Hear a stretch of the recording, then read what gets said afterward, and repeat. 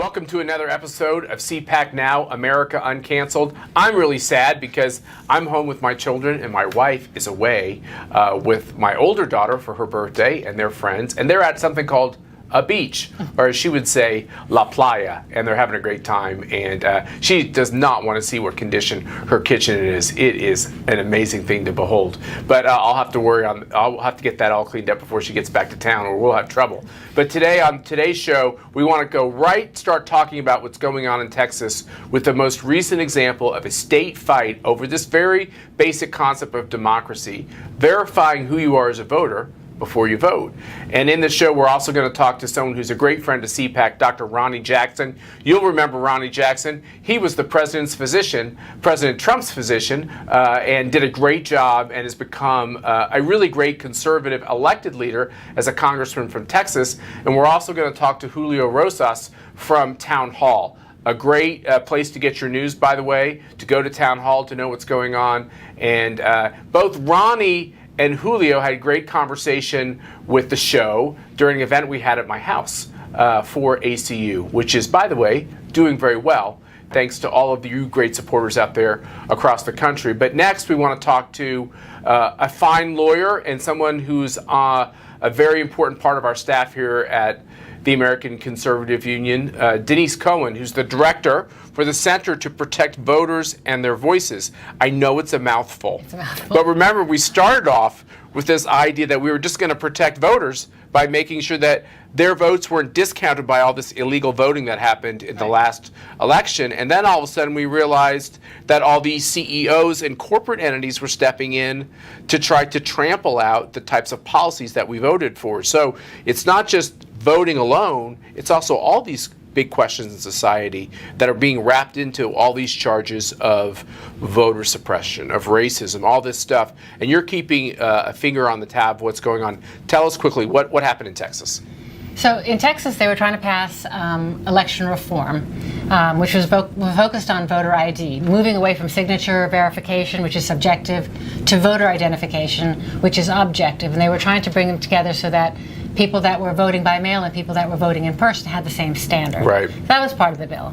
The other thing that they did a couple of other things. They did expand some of the early voting. They have two weeks of early voting, which is 2 weeks more than they have in Delaware. Right. Okay, so this is not about, So when Joe Biden or other people say this is voter suppression, what's taking place in Texas, if the reason for that charge is because somehow there's not multiple ways to vote, that charge is false. Matter of fact, there's an extended time period in which to vote. There's an extended time period, and then when you get to the last week of voting, they take a look at the population of the counties. And before, if it was 100,000, you'd get X number of extra hours. They've taken that down to 30,000. So much smaller counties now are going to be able to have expanded hours of voting. But in Texas, there is no widespread evidence of voter suppression, even to begin with, just like there isn't any evidence in Georgia that there's widespread voter suppression. Voter suppression was a problem in our American elections. It is something that we have passed federal laws and state laws, and we're not seeing evidence of this yet. The left uses that term because it does put people on the defense, right? The idea that you would be associated with voter suppression would be a terrible thing. Yeah, it makes you feel awkward to actually say, no, but I want secure elections. Right. Why can't we all vote and still have secure elections? Right. You know, the votes should count. So. Okay, so go back to this question. You said voter ID, I'm a big fan of that, right? So are most Americans by a long But I mean, signature verification, I'm also a big fan of. But voter ID is a step better than signature verification. Explain that again to our audience. So depending on the state that you're in, signature verification has to do with the signature that was used when you registered to vote or when you applied for an absentee ballot. And then it's actually compared to what you do when you send in the ballot or when you vote on voting day. Some places use machines to verify, and depending on how they set the standards on the machine, a lot of things can get tossed out. That was the problem we had in Clark County. Exactly. Right, with the Agilis machine, which they purposely kind of rejiggered to make sure it wouldn't kick out any ballots. They had no statewide standards, so each of the counties had their own, and fundamentally it was at just such a low level that nothing got kicked out. It's kind of like when you go through a metal detector, And sometimes they'll say, oh, it's set really high, and sometimes it's set really low. Yeah. There are some metal detectors you go through, it seems like you just always set it off, and other ones like you never do. That's a really good analogy, yeah. You can actually change those standards. The same thing you can do with these electronic systems. So what you're saying is with voter ID, actually someone looks at your ID and says, yeah, this is you. Right. So and now what they want to do is like have it the same in mail, by mail. So when you fill out an absentee ballot application, you put in either your driver's license or some other state ID or the last 4 digits of your Social Security. And every American has a Social Security number as far as I know. So Texas allows them to clean the rolls and get rid of people that have either died or moved or aren't eligible voters, right? Yep. And the Texas law would require voter ID and the same standard whether you vote in mail or in person, which, by the way, has always been what the Supreme Court says we need to do on voting. Right. And out of nowhere, in the last one, we had multiple standards. Right. I mean, within the same state. Right. Which is insane. Yeah. Can't really have an election that way. So, well, in fact, actually, that's another thing in the state that was different. This bill also gets rid of the pandemic accommodations that they had. So in Harris County, which is Houston, they had 24-hour voting and they had drive-through voting. Right. This bill says, no, we can't do that. That's crazy. Right. And many people are screaming about that's voter suppression. But the issue is, when did a global pandemic that comes like once every 100 years or something like that? Drive-through voting. Drive-through voting. Please don't get me started. Okay, so what does Greg Abbott say about this? The Democrats walked out. So the bill in Texas didn't pass because the Democrats fled the scene. I mean, it was sneaky what they did, actually. And Greg Abbott, we'll put it up on the screen, the governor of Texas tweets out, the last time a stunt like this happened was ...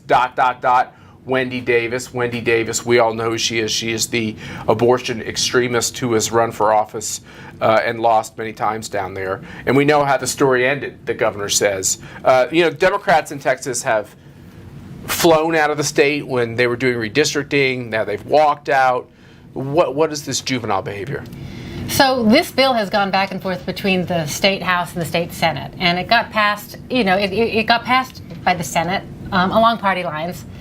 And in the House, it was going to get passed, again, along party lines, but the Democrats were using procedural tactics to delay it until the session would end. And when they saw that the Republicans were going to be able to call a vote anyway, one of the leaders sent out a tweet to other Democrats and said, leave discreetly, take your key, leave the chamber, don't even stay in the gallery, leave the building. As a result, they didn't have a quorum, they couldn't hold a vote, they had to end the legislative session. And so the governor of Texas is upping that proposition of Democrats fleeing the chamber to prevent this bill from passing, and he's basically saying he's not going to pay their salaries and their budgets. Something like that, yeah. And he also said he's going to call a special session and bring this back up, and so... Well done, Governor Abbott and Republicans in Texas. It seems like we're on the right direction there. Now, how do we know that this mouthful of a center, the Center to Protect Voters and Their Voices, by the way, I had something to do with the name of that, so I'm kind of making fun of myself, but I love the name. But the one of the ways we know we're having an effect is that name the company that came out in the last week to challenge the idea of voter ID.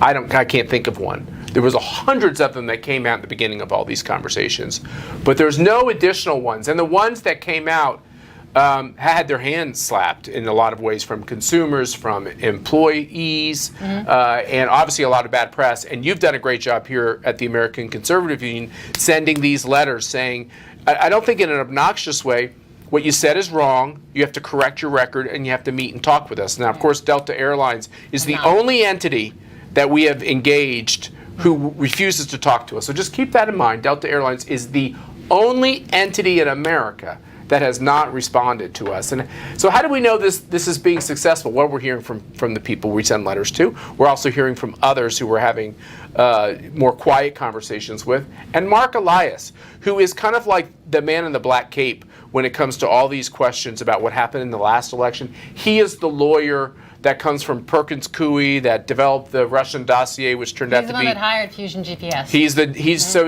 He was involved in all that nefarious, discredited behavior. He is the lead lawyer for the left to get rid of any rules-based voting. Basically, you show up, you get to vote. And unfortunately, in a lot of these states, people voted because of ballot harvesting, numerous times. And so this guy sends out a letter on his Twitter page or his homepage, which we'll put on the screen, basically chastising corporations for the fact that they're all talking no-go. Like they say they're for stopping voter identification because they think that's voter suppression, but they're not doing enough. So clearly, if Mark Elias is mad at these corporations, maybe you're doing a good job. Thank you so much. Yeah. But basically what he said is what we're supposed to know, right?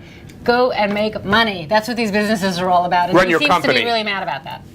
Yeah, they should be running their companies so that they can give returns to their shareholders. That's what you're supposed to do in a company. Matter of fact, when a company doesn't do that, they could be held legally liable because they're not keeping their trust with their investors. You tell financial institutions and investors, hey, we're running a business.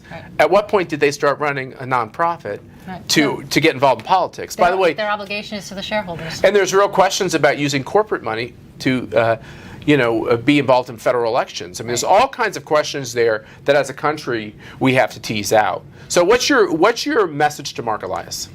Well, I have so many. I don't even know where Lawyer to lawyer, okay? Lawyer to lawyer, stop messing with the law. You know, what he is doing, what he did last year, now what he is starting to do by attacking all these different state legislative reform efforts, is he's basically carrying water for congressional Democrats who are trying to pass laws that are going to be a federal takeover of state election laws. That's what they're trying to do. We've talked about H.R. 1 and S1. There's more coming. But that's what this is all about, discrediting all of these state laws so that they can push through this thing which will just absolutely destroy the credibility of our elections. So one final question on this question of what Mark Elias and Perkins Coie and Stacey Abrams and all these characters are doing out there. How can they both argue that we need state laws that minimize rules on voting, minimize the need to have any kind of verification of who a voter is? And then at the same time, they're saying we need H.R. 1 and S1, would essentially take all that power away from the states. How can a lawyer go into state courts and argue that it's the state's jurisdiction and then appear on the national stage and say, actually, it's a federal jurisdiction? Like, I always wonder. I mean, I know lawyers are paid to do various things, but he's doing both those things at the same time. Well, I think it depends on the party affiliation of the lawyer. I don't think a Republican lawyer You wouldn't do that.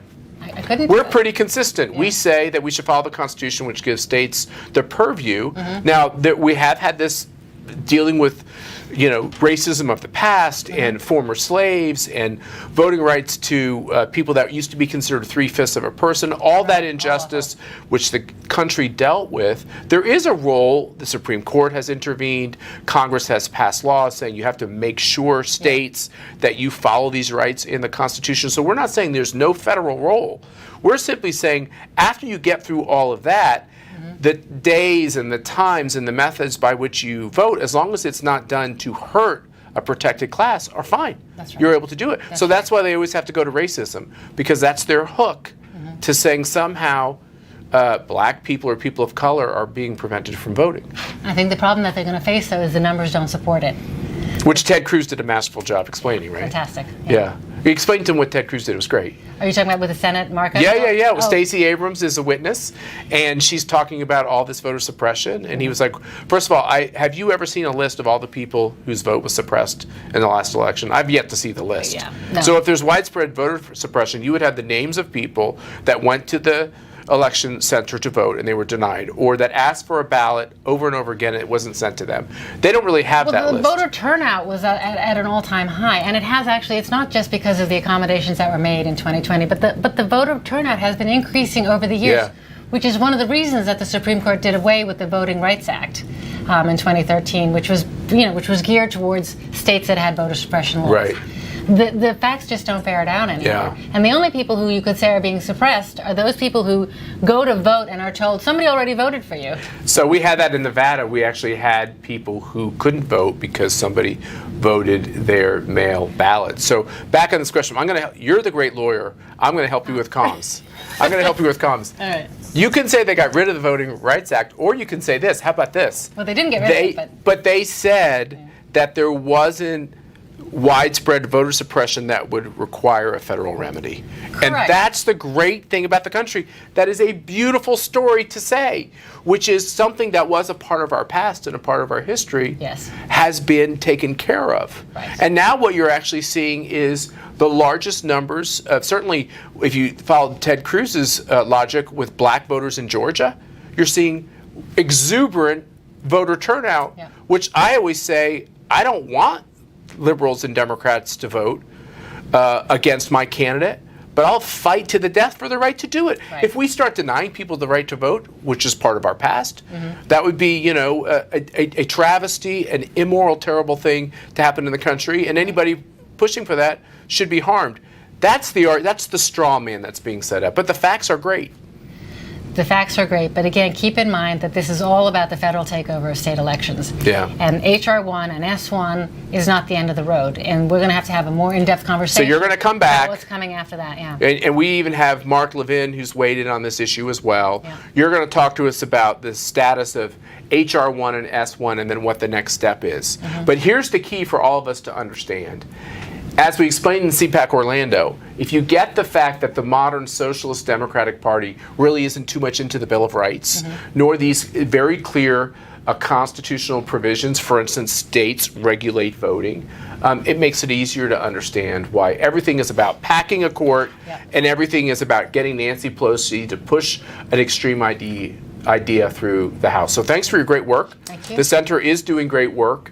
I wish we could show all the letters we get and all the communications we have, because it's quite exciting. When conservatives push back, it makes a huge difference. You've already made a big difference in this fight against socialism in America, because we're standing up and saying no more. And so, Denise, thanks for joining us. And now we're going to hear, like I said, from the great doctor, Ronnie Jackson, who's a congressman from the great state of Texas, and will be joining us at CPAC in Dallas. Let's listen to what Ronnie has to say.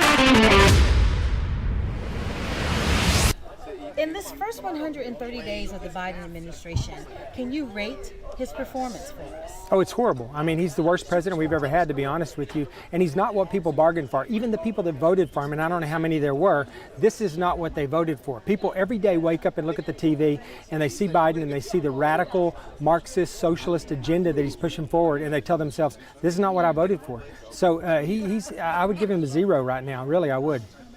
Well, let me ask you this. What about 2022? What do you think the prospects are for Republicans taking back the House and Senate in 2022? 100%. We're going to get the House back in 2022, no questions asked. We're postured to get it back with redistricting alone. We're only 5 seats short. The House was the big win in this last election. We're disappointed with the Senate. We're disappointed with the White House. But the House was really good. We were supposed to lose 15 seats, and we won 15 seats. We took the Dems from a 41-seat majority to a 9-seat majority, which is down to a 5-seat majority right now. So we're postured to take the House back. We will, and like I said, redistricting alone is going to be a big deal.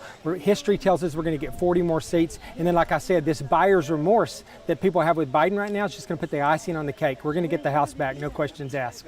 Well, some people think, or some grassroots activists believe, that the left is trying to cancel or silence them. Some conservative grassroots activists have that concern. Yeah. What is your message to them to encourage them to continue on? Just hang in there. I mean, they are trying to cancel us. They're trying to take our First Amendment away from us. They really are. They're going out and they're just selectively trying to find anybody that's conservative. They're trying to remove them from social media. They're building narratives against them, on social media and in the press. So I say just stand firm. We're going to have a rough ride for the next 18 months, but in 18 months, we're going to make it right. Thank you so much, Congressman. From the great state of Texas, really appreciate you. You bet. Thank you, guys. I appreciate what y'all are doing. Thank you. Yeah. How great to hear from Dr. Ronnie Jackson, who's now doing a great job as a member of Congress from Texas. And as I said, he will be with us at CPAC in Dallas. This is a national CPAC. Make sure you go to conservative.org and get your tickets. They're going fast. We're going to fill up that hotel because there's no limits, no social distancing, no more of that because, by the way, we're not in a pandemic anymore. Woohoo! And we also had an opportunity to sit down with Julio Rojas, who's a senior writer at Town Hall. Now, Julio has gotten attacked tremendously because of his coverage of the Black Lives Matter protests. Now, remember, Black Lives Matter, there's kind of like two components. Number one, you have your well-meaning people that really do want to fight racism. They've got the T-shirt. They're not part in the destruction of America. They might not even be Marxists. They just like the idea of standing up for people who've been victims of racism. But then you got this hardcore America-hating funding, which we call Black Lives Matter Incorporated, which is a series of nonprofits that are intent on pushing the most extreme policies. No more families, no more churches, no more profits. I mean, real ugly Marxist ideology, and those are the people that are trying to cancel people like Julio. So let's take a listen to the important message from him. And I understand that you have been the victim of cancel culture. So I want you to explain exactly how you were attacked and how you've overcome, and if it's made you stronger and more convinced that you need to persevere. So The Intercept, which is a liberal news outlet, they did a hit piece recently on the work that I did covering the recent riots that the country experienced throughout last year and even a little bit into this year. And they accused me and a couple of my compatriots at different news outlets of trying to smear the Black Lives Matter movement by trying to make mountains out of molehills of the violence that the country experienced last year. And so they accused me of deceptively editing footage, they saying that we were not being true journalists. And so which is pretty laughable because they didn't even reach out to me for comment on this story, and I was the first person that they named. I'm the featured image, which, by the way, they made me look pretty cool in the featured image. So thank you to Intercept for that. But no, so they attacked my reporting by saying that I wasn't being honest, and they made the insinuation that we're just there to smear the Black Lives Matter movement. Which, if anyone has recognized my reporting, they know that's just absolutely not true. I report what I see. I covered Minneapolis, Kenosha, Chaz, Louisville, New York, Los Angeles, Atlanta, all over the country last year, and it was pretty tough. It was pretty. And you are a person of color, are you not? I am a person of color. Maybe I'm wrong. And in fact, the two reporters were white that made that story. So I don't know. It seems kind of racist to me, at least according to the left's rules, right? But it doesn't apply to me because I'm conservative, and so they tried and they failed to attack my reporting because the story got a large amount of backlash, as it should have, because it was a smear piece in and of itself, and they were engaging in the behavior that they were accusing me of doing. Now, what did you actually see when you were on the ground? Give us some examples of some things that you saw and that you reported on. So let's take Minneapolis, the city that started it all last year. So I reported that there was rioting in Minneapolis outside the 3rd Precinct, which is where Derek Chauvin was based out of.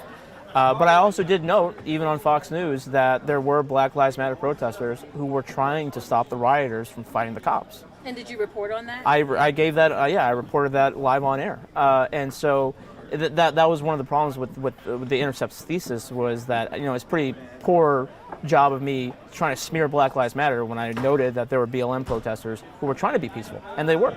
But unfortunately, they got outnumbered as the night went on, and then we saw just the extensive amount of damage that happened in Minneapolis, and unfortunately it spread throughout the rest of the country. So, it's not my fault that a lot of proponents of that movement engage in that destructive behavior. And so I do what I always do, which is just report what I see.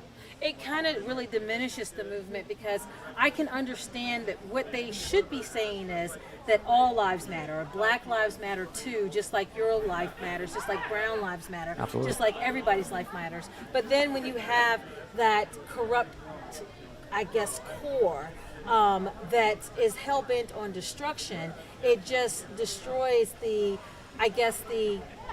innocence, quote unquote, of the original intent, I guess to say. But Right. But then I'm reading stories about, these BLM leaders who are, buying multi-million-dollar homes, living in all these posh white neighborhoods. And I do not begrudge anyone's success, but it seems to me that There's a bit of hypocrisy in that. there's a bit of hypocrisy there. Can you talk about that? Right. So unfortunately, when we talk about the Capitol riot, I covered that as well.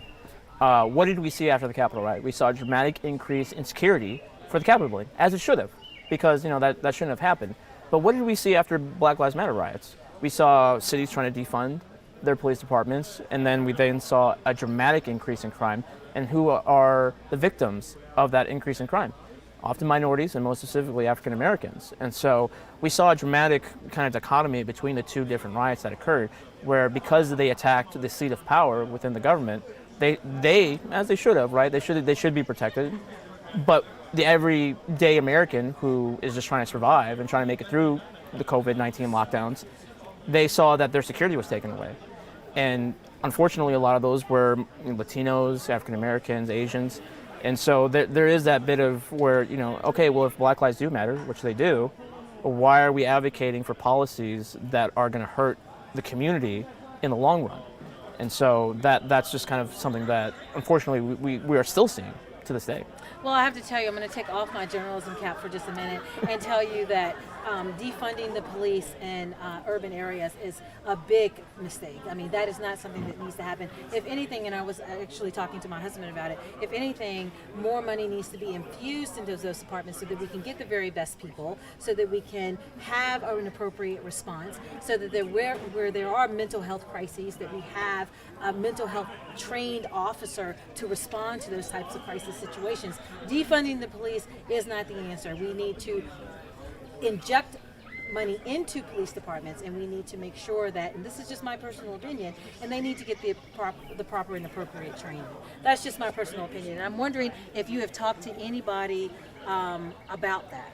Right. So, I mean, we see advocates for defunding police departments say, well, we need more social workers. We need, people that are not cops responding to calls. And look, that can absolutely be a part of the solution, but they're also advocating for getting rid or severely defunding police departments. And there's just if you ask the people that live in those areas, they don't want the police departments to go away. They know the value that they bring. And look, obviously we should make sure that whoever is in a police department follows the rules and guidelines to not, create a situation where unrest occurs.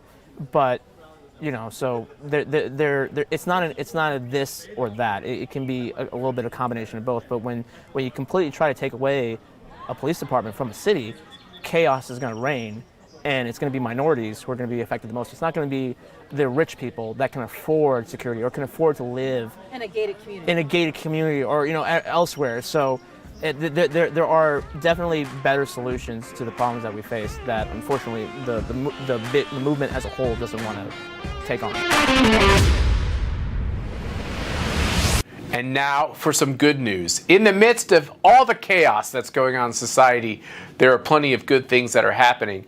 As our conversation with Denise Cohen demonstrated, one of the best pieces of good news is that Mark Elias is so upset, and that those people who are trying to end the idea of voter verification are now getting upset at these corporations because we've done a good job, and others, of pushing those corporations back to neutrality.